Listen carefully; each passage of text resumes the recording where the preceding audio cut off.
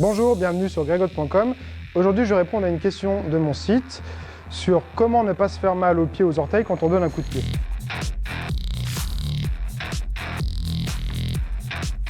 Il faut savoir que c'est presque impossible de jamais se faire mal aux pieds.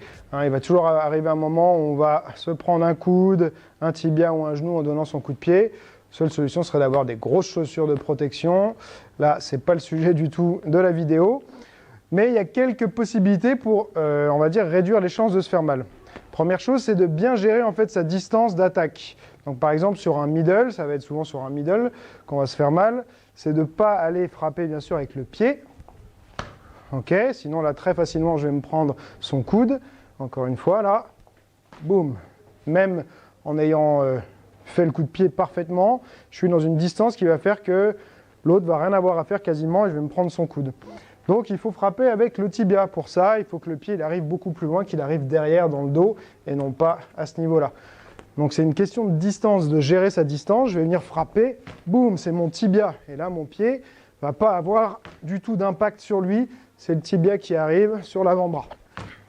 Même chose si jamais elle est bloquée avec sa jambe arrière en ouverture comme ça, là. Si j'arrive, bam, tout de suite je vais me faire mal avec le pied. Donc un petit peu plus en avant, d'accord ?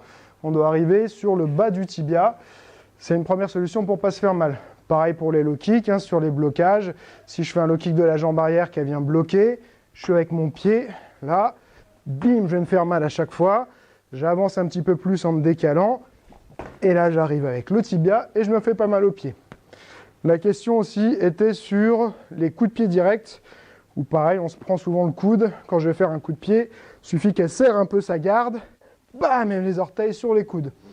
Une solution pour ça, ça va être finalement de ne pas viser en fait cette zone-là, mais beaucoup plus haut, où il n'y aura pas les coudes.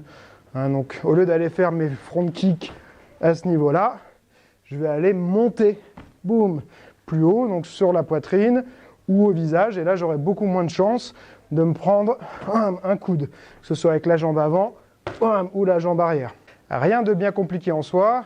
Bien sûr, viser plus loin, ça a toujours un défaut, c'est que si l'autre recule beaucoup, on va finir par se prendre le coude. C'est pour ça que c'est impossible à éviter. Mais si déjà on a prévu une marge de manœuvre en gérant bien sa distance, ça va arriver beaucoup moins souvent de se faire mal au pied. Si tu as aimé cette vidéo, tu as plusieurs moyens de me le dire. 1. Cliquer sur j'aime. 2. Laisser un commentaire. 3. Partager sur les réseaux sociaux. Et 4. T'abonner à ma chaîne. Et comme je dis toujours, celui qui croit savoir n'apprend plus, alors garde l'esprit ouvert. Elle m'a coupé dans mon élan créatif. Elle veut nous mettre vraiment sous la clim à chaque fois. Coude, le tibia.